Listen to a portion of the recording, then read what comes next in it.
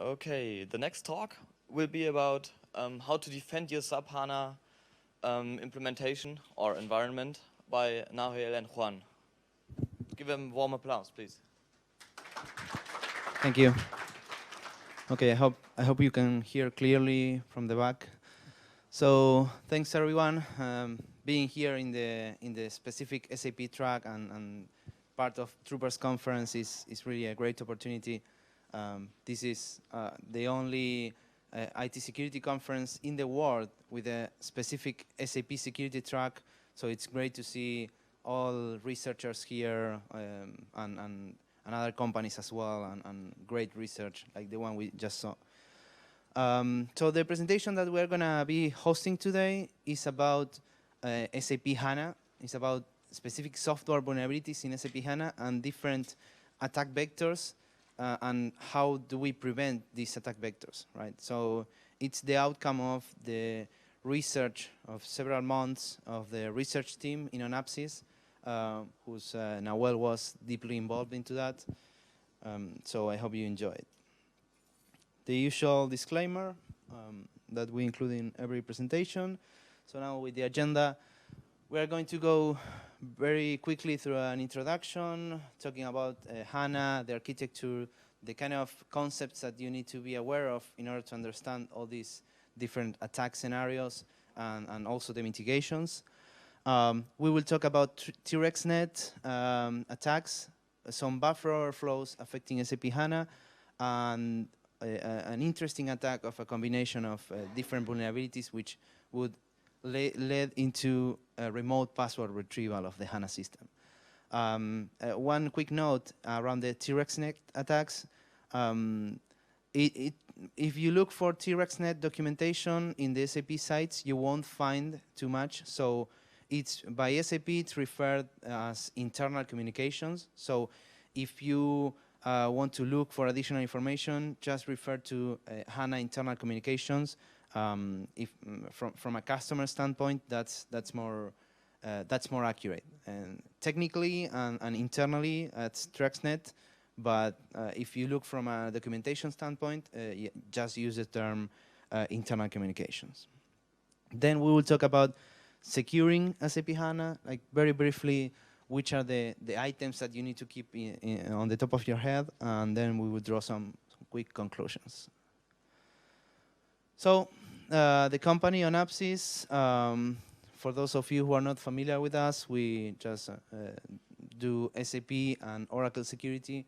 We are very specialized in business critical applications. We have a research team which is continuously analyzing products, components, versions, with a deep understanding on protocols, on versioning, on the different components, on the different aspects, which we also work with SAP. We report vulnerabilities, Oracle as well, and then we, once the vulnerabilities are fixed, we have this kind of presentations when we are showing you how these vulnerabilities look like and also how to prevent this kind of attacks.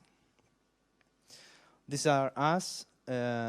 Myself is Juan Pablo Perez Echeoyen, JP is much easier, and Nahuel also. Well, we both come from a very technical background, doing pen tests, doing vulnerability research, and we are both work at Onapsis. So if you want to. Okay, hello, my name is Nahuel, as JP said, and yes, I work as a security researcher for the Onapsis Research Labs. And my background comes from penetration testing, vulnerability assessment, and research. Yeah, the reason why we are here both on the stage is basically because we were both working on this project. We have been like taking a deep look at HANA, understanding how it works, and working with SAP in order to fix some of the issues. This is also a slide that you will see in most of our presentations, and that's because it really makes sense for me, right? Like coming, both of us and probably many of you coming from a technical standpoint, we will be talking about different type of vulnerabilities. Keep in mind that we are not just talking about vulnerabilities, remote CAM executions, buffer overflows, all sort of attacks. We're talking about SAP or HANA systems, which are running our business processes and are hosting our most sensitive information. So this is really, I think it makes also sense to refer to Andreas' slide where he shown that, yeah, there is a huge percentage of companies around the world running their business processes across through SAP systems, right? So it's really, that's what we should be keeping in mind. And also is, if we talk about specifically about HANA, maybe some of you are on the implementation stage, maybe some of you are on the evaluation phase, maybe some of you are already running productive HANA systems. Well, we are seeing an increased adoption of HANA. We are seeing this more and more in customers, different versions, different support packages, SPS actually. So all of the new SAP systems are built on top of HANA.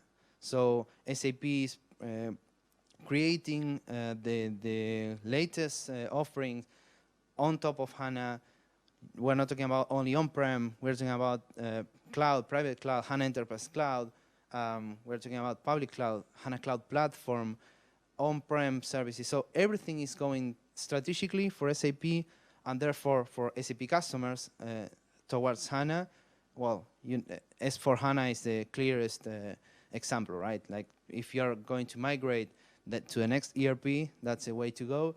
So it is really important. And if you're not running it right now, or maybe you're in an early stages, you will have it in your companies and you will have it in the cloud as well. So some numbers around security nodes in HANA.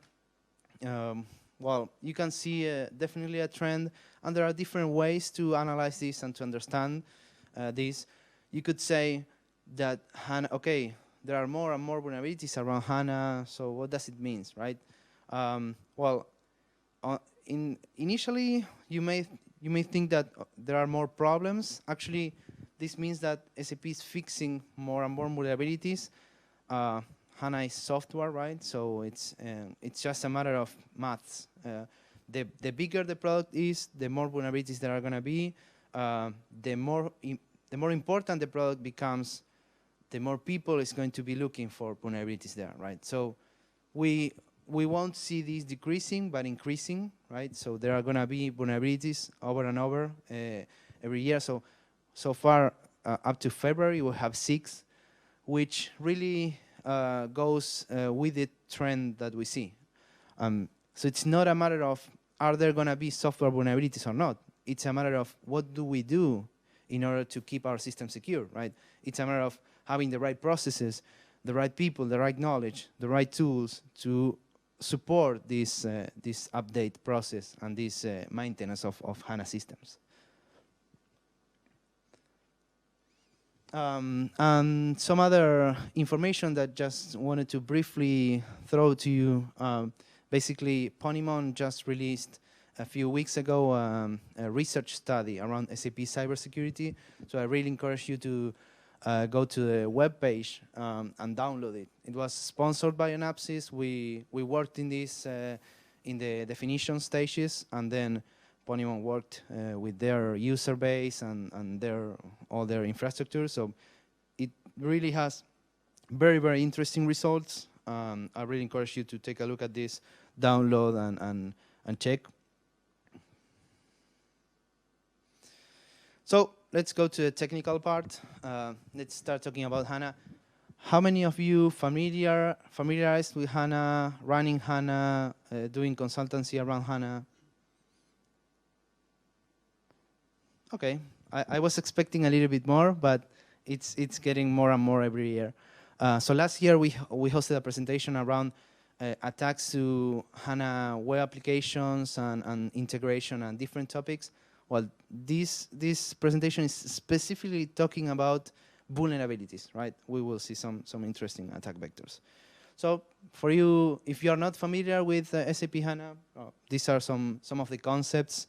In-memory database, it's used as a platform to support cloud implementations as well, private and public cloud, on-prem systems, everything that SAP is releasing new products are going to be based out of HANA. Some entry points. Also, when you do research around a new component, you really need to understand what you're interacting with, right? You need to understand the components, the protocols, you need to understand which are the services. So that's what we did actually. We started looking at SAP HANA, going over the interfaces, the protocols, the communications, all the different components. And we found really interesting stuff, right? So we started looking over the internals of SAP HANA, and if you see this, like you have some blocks there, building blocks, but if you go deeper into HANA, you will see that there are internal building blocks, which are the different processes that are intercommunicating in between them: name server, access engine, index server, statistics server, preprocessor. Some of these might sound familiar with another product, an older product, which is coming also from SAP, called TRex. So that's kind of the roots of some of these components. And that's why also we came out to these diverse findings, because we have been looking. We presented actually about TRex last year in Troopers, and also we found out that there were things in common with HANA, and some things were just not right. And we researched it very deeply into that and talked to SAP, and then we came out with a solution for that. So yeah, talking about architecture, it's all about understanding protocols. We will talk about proprietary protocols, and you need to have authentication, authorizations, access control, encryption. Is it possible to perform man-in-the-middle attacks? Is it possible to perform denial of service attacks? So that's the kind of questions that we were trying to answer. And in the end, just for you to keep as a reference, we can have the strongest and the most secure HANA system in the planet, but in the end, we also need to take care of the weakest link, which is the user, right? We have administrators, users, interface users. We have partners, customers, different type of users, different type of privileges. If an administrator is having a post-it with the password on his computer, that's the same as going through the TRex Net protocol and executing a remote command execution, right? So it's really important for us, especially because of all the complex authorization concept that SAP HANA has. It's really even more complex than the NetWeaver ABAP stack. It's something that requires a lot of investigation and research and understanding on how to mitigate that. So in order to discover SAP HANA, for those of you who are not familiar technically with it, you can use either Nmap or the browser. It follows the same pattern that the rest of the SAP systems or applications follow, like ABAP or Java, where you have the system number, and then depending on the system number or instance number, you will have different ports, TCP ports opened. Well, that's also the case here. If you run Nmap, you will see this pattern, and through a browser, you can definitely go and see. This is like going to a root page, you will immediately identify an SAP HANA. So now I'm going to defer to Nawal, who's going to discuss about the internals of this. Okay, now we will see some technical details about the vulnerabilities. But before, we have to understand which SAP HANA interfaces could be used to exploit these vulnerabilities. The first one is the HTTP interface. As you may know, SAP HANA has a web server within that is used to expose web applications that could be that are written in XSJS language. Those applications allow end users to access SAP HANA store information easily. Yeah. So all the standard HANA in your environment, is it delivered by this activate HTTP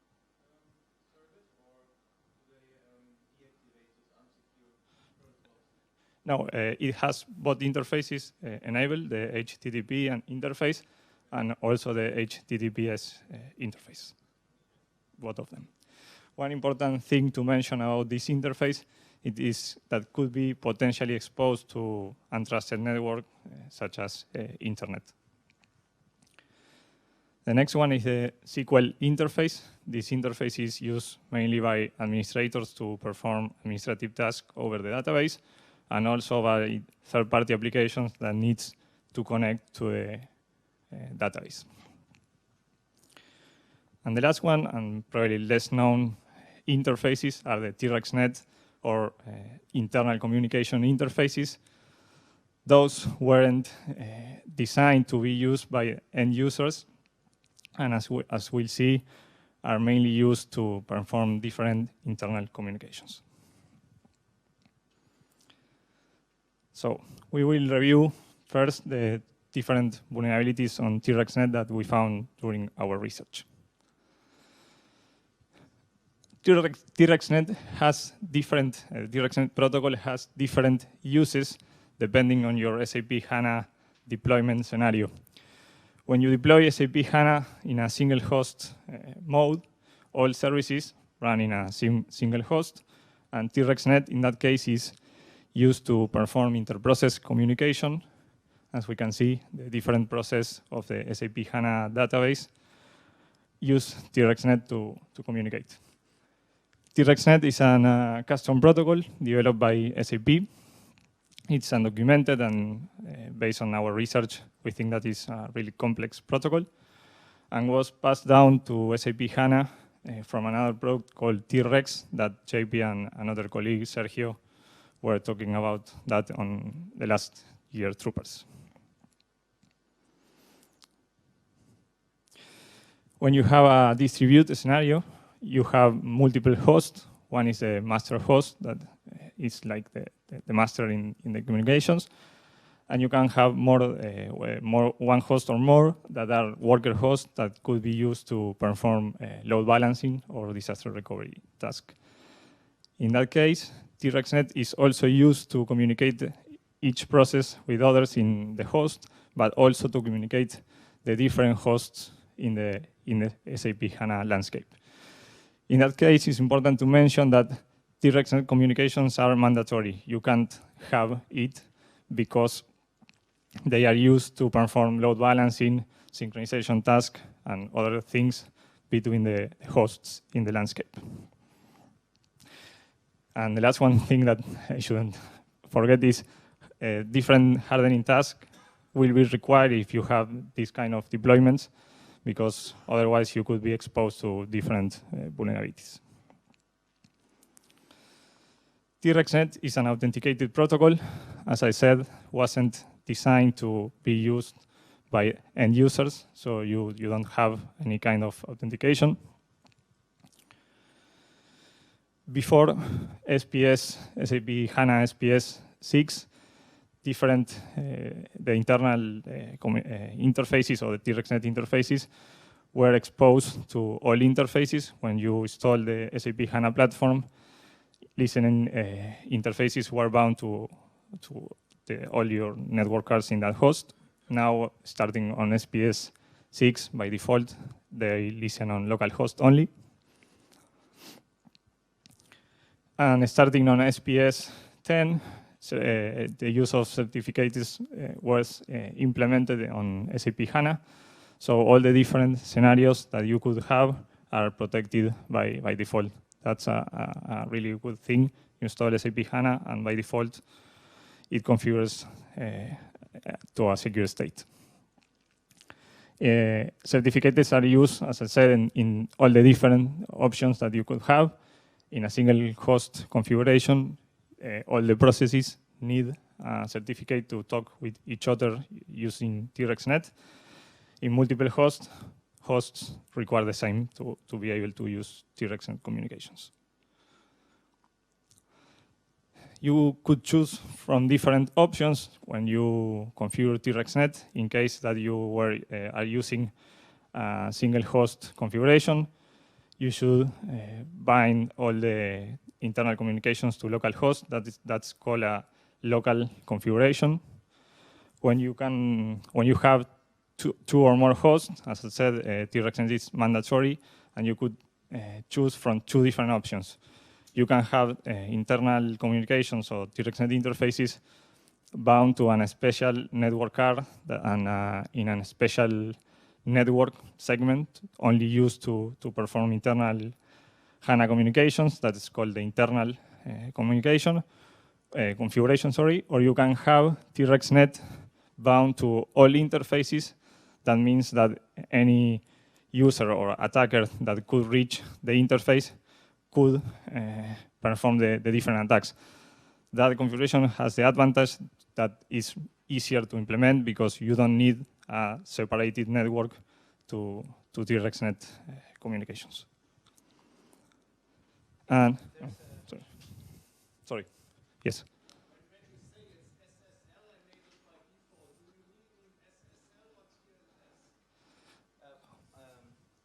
Yeah, it's an encrypted communication channel. We didn't took a look at like the specifics of the protocol like TLS or SSL, which version. We know that when you implement with the new SPS, there is an encryption channel which secures the communications of all the services. Therefore, the solution is not authenticating the protocol or including permissions or anything like that. It's just adding a layer of encryption to avoid anyone connecting to that. But we haven't taken a look at the details of TLS, SSL, which versions, which ciphers. That's not, to be honest, we don't know. But maybe we can refer to SAP documentation. Maybe there is something there. Okay, and in this protocol, we found during our last year research different critical vulnerabilities. For example, arbitrary file read and write without any kind of authentication, remote denial of service. In some cases, arbitrary Python code, remote code execution, and many others. I think this is kind of the most important slide of this part because it gives you all the information in order to understand the impact of this, right? So we have a set of ports or services which are listening to a specific protocol, which is very proprietary protocol, which has no authentication or no authorization concept. So anyone being able to reach that service will be able to trigger any functionality. And the functionalities that we are talking about are reading files, executing commands, like managing the SAP HANA system. So, well, depending on the versions, the port could be exposed to a network or to local host. And also, depending on the version, it could be also encrypted, so secured from the network. But it really depends on how you are configuring your HANA systems and how you are running your HANA systems. Because if you are running in an insecure state, anyone from the network being able to reach out to that service could completely take over the HANA system, right? Completely compromise all the information because it's seed ADM privileges. Now we will see the first demo. Oh, sorry.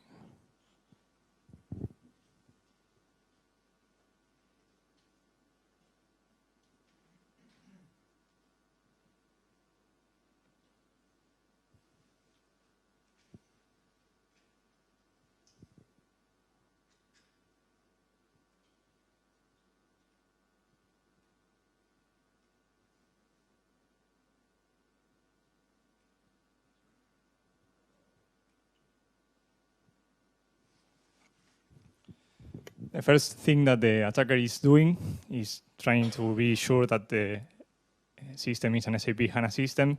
He could try to access the web interface.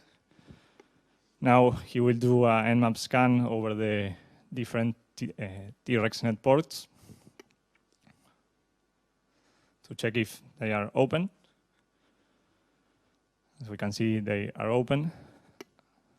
And now what he's doing is using an exploit that allows him to execute an OS command.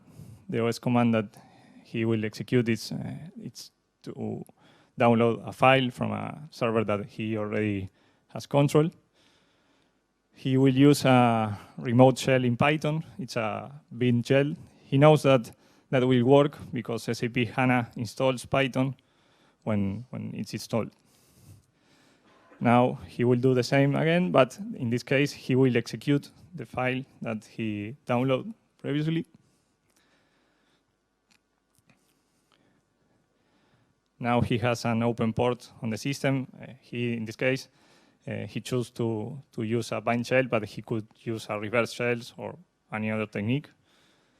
And now he's using Netcat to connect to that port, and he will obtain a remote shell with the CIDM privileges. Starting here, he could do that, anything.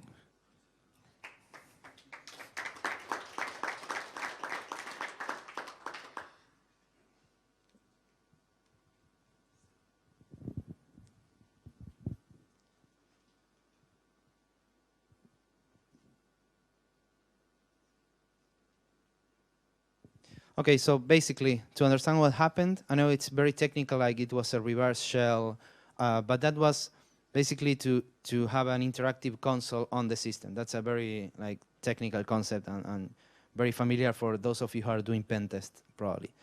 So it's there is no requirement around users, just the IP address and the port open. That's it. Like the TRex Net functionality is there, and it will be reachable by the attacker. So the network access, that's the only requirement. If the attacker is able to reach that, he will execute some TRex Net functionality, potentially copy files, move files, but also execute commands.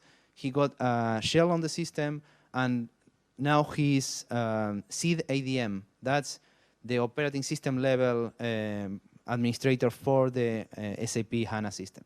So it's a full system compromise, right? Without any kind of username or password. So how do we protect against these attacks? Well, it's complex, right? The HANA deployments are complex. Configuring HANA systems is complex. So we need to understand how we are configuring our systems, if we are exposing the TRex Net ports or not. So there is a very detailed SAP security note specifying the solution, which is implement basically encryption in the communication of the TRex Net services. It's also recommended to have an additional network separated from the end user's network, which is the only way to communicate these services, right? So that's also SAP's recommendation as well. And yeah, for sure, check your systems, check if there's if the ports are open, because otherwise those HANA systems could be running in a very insecure state.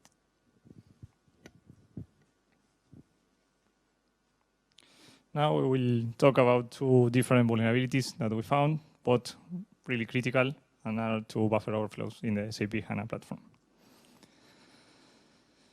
Okay, as I said, we discovered both of them. They use different interfaces. One could be triggered using the HTTP interface, in my opinion, is the most critical. And the other one uses the SQL interface. Both vulnerabilities could allow remote and full compromise of the platform. They are especially critical in cloud scenarios where an attacker could obtain access to the OS and impact in many, many clients. As you may know, SAP HANA was designed having in mind that, the cloud scenario, and it's really hard having a user in the database to have access to the OS. These vulnerabilities break that idea. So that's the main point that I want to state. Both had, now I'm talking about the HTTP one, but both are really hard to have a reliable exploit working. We will see why later. But if the attacker doesn't have a reliable exploit, at least he could launch different or remote and authenticated denial of service attacks that are pretty critical too. In this, we will see the second one.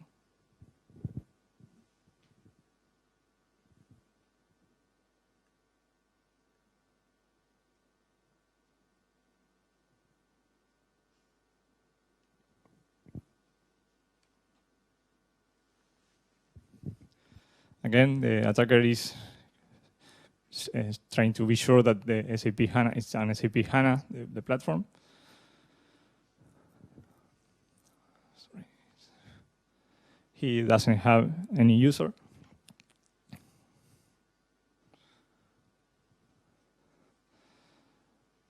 Now, to allow you to understand clearly that it's a remote denial of service, we have a watch on the process that will crash. When that happens, the PID of the process will change, and we can be sure that the system was reboot or the process was reboot. Now the attacker is launching the exploit, and as we can see, the process will die, and we have a remote and authenticated denial of service on the SAP HANA platform.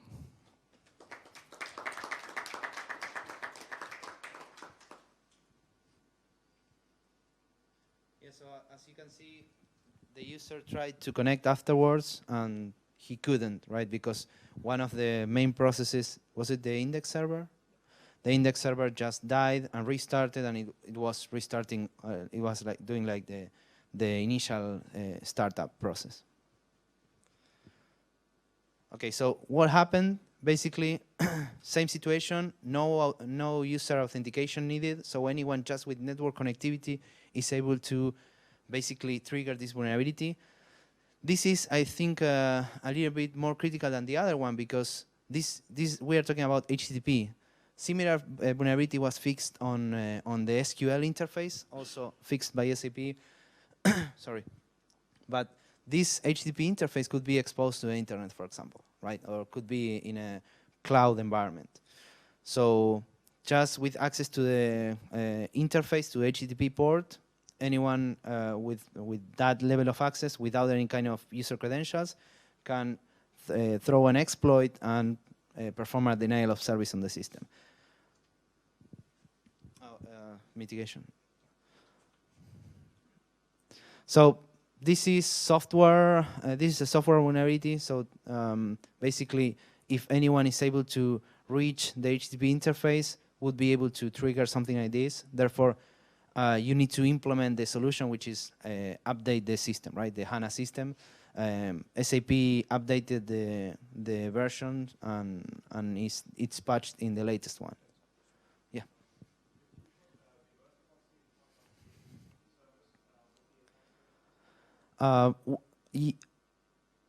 Okay, is it possible still? Okay. Yeah, it really depends on how you configure the reverse proxy, right? Like filtering? Yeah, it depends, but basically what is triggering the vulnerability, it's a common request with some particular thing, but it really depends on the filtering that you could have, but it's not, I mean, the request is not a special request. So it really depends, but I say yes, that you still are vulnerable if you have the proxy. Okay. Yeah. So we will review some technical details of this vulnerability. It's a pre-authenticated heap overflow in the index server process. It's triggered when a basic request, a basic authentication request is processed, and it has a long username or password, so it depends on the proxy, but I mean, based on this, and it's hard to protect using a reverse proxy. The code has a vulnerable function that is called handle out request, that handles authentication request. And it has a memcopy call that, as we know, it's dangerous. good things for the attacker exploiting this is that he has plenty of space to write his payload. And what happens, it's different objects that are stored in the heap are overwritten. But the problem is that different lengths of the username or the password will overwrite different objects. So this leads to a situation where the attacker can't fully control what he's overwriting. Also, as SAP HANA runs on SUSE Linux, the version that is used has memory protections enabled by default. So it's more complicated to bypass. And the process that is exploited has support for another memory protections. In this case, that didn't affect us, but anyways, they are there.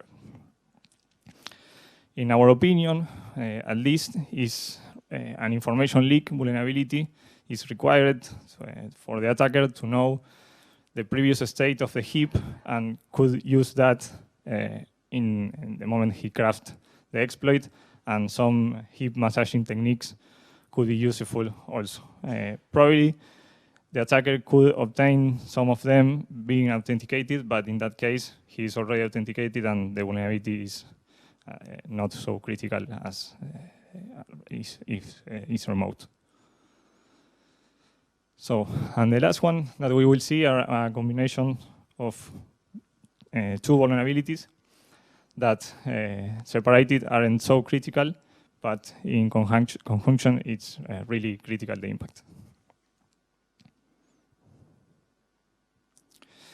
The first one affects the SAP HANA Web Dispatcher. As you know, the Web Dispatcher is in charge of handling HTTP requests when they come to the SAP HANA database. It can be configured, and one thing that you can configure is the trace level of the logging to perform troubleshooting, for example. And the first problem is that if the trace level is in 2 or more, the usernames and passwords that are in HTTP request are logged. Trace files can be downloaded. And trace files can be downloaded with any kind of authentication. So an attacker accessing some of those URLs could download trace files that potentially could contain usernames and passwords. We'll see that in the following demo.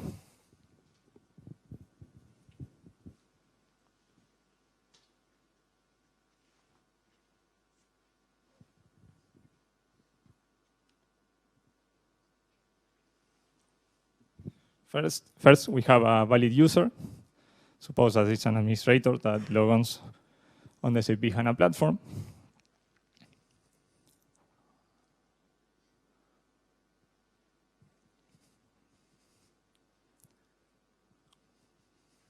He uses his valid username and password. He logs in,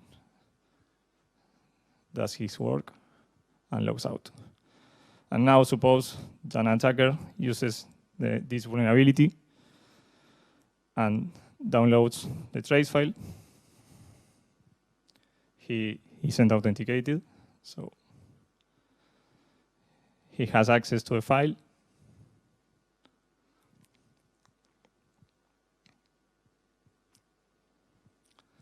And now he can search for invalid usernames or passwords. In this case, he has administration credentials.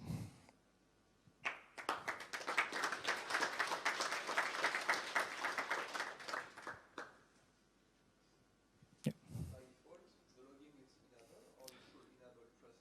No, you should enable, I mean, you have certain level by default, but to be vulnerable, it has to be manually changed.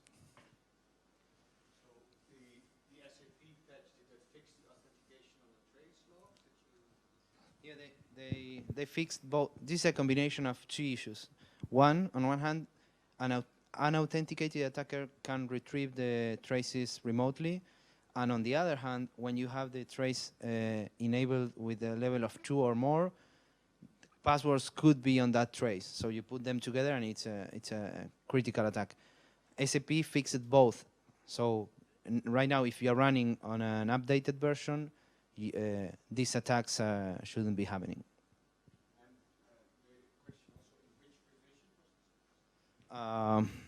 We can check that. Now, I'm not sure of which revision, but if you are in SPS 10, you're for sure SPS 10. You're safe, right? Okay, but we can definitely go back with the revision, and it's on the SAP security notes. So here you have the reference to the notes, and in the note you have the revision, the exact revision. So what happened? Remote unauthenticated attacker with access to a HTTP interface, which is actually first the web dispatcher and then the access engine. That's by default in any HANA system.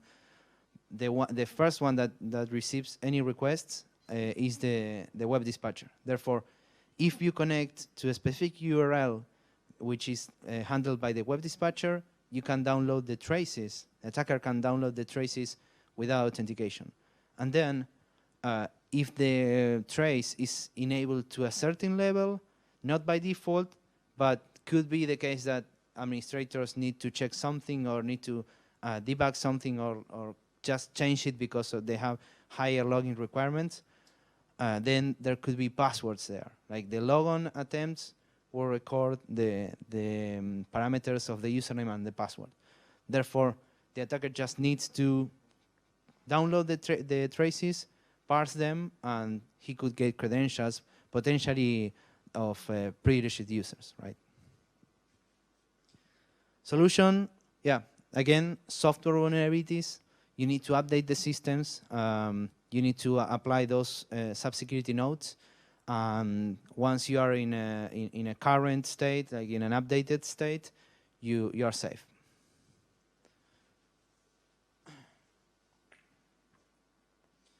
Okay, so yeah, we have shown different type of attacks, all of them from nothing to a complete compromise of the HANA system. All of these are nothing but software vulnerabilities, right? So you need to have a process, you need to have people, you need to have the resources, you need to have the skills to properly maintain the systems and properly update them, right? So that's the solution. Like generally the solution, right? But we know that securing HANA systems require quite some more steps. And in this sense, we have condensed the most important parts of the HANA security guide here. So it's not just about updating the system, right? It's about developing secure applications. Last year, we have shown several different attack vectors about HANA applications, web applications. So there are things that you need to take into consideration if you are developing applications on top of XSJS. Leave you this for reference. HANA Communications, yeah, for sure, enable encryption. Enable encryption at the internal communication level, because otherwise that's a very, very sensitive service, right? And there are many of those ports on each one of the HANA operating systems, so you should definitely take a look at the configuration side of the HANA implementation, check on how you are dealing with those parameters, with the certificates, with all that process that you need to have in place. Yeah, just some recommendations. Secure user access, assign minimum privileges, right? Just the privileges that the users need. This is really complex. In order to do it right, you really need to have a lot of skills in the art, because SAP HANA, as it is integrating the web application server and the database, the concept, the authorization concept is really complex. It's good because it allows you to restrict to the exact functionality or data that the user needs to access, but in order to do it right, it requires a lot of knowledge. Security data, encryption, keys, so that kind of things also need to be on your plate as well. You need to be aware of how you encrypt, what you encrypt, how you keep up with the HANA data. Logs and traces. The audit log is definitely something that you need to have enabled. It's really like you can do a very fine-grained configuration of the audit log. So things like the activity of the system user is something that you definitely need to have. Yeah, but as I said before, especially it's a matter of applying the latest patches. It's a matter of having the right process, the right skills, the right people to manage the systems. And if there are critical vulnerabilities, it's a matter of at least knowing about them, implementing them, or just accepting the risk. It's up to you, but at least you need to know it. And by knowing it, you need to be aware of the sub-security nodes. Second Tuesday of every month, SAP is releasing new patches. So this is definitely something that should be on the process of your organization. Yep, some conclusions. I think we have gone over pretty much everything. Some documentation that the PSRT team provided to us also. There are great guides around SAP HANA, around SAP security. There are guidelines and standards in different places. So leverage the documentation provided by SAP, leverage the configuration guides. Definitely take a look at the sub-security notes that we provided as reference. Yeah, I think that's pretty much it. We are definitely open for questions.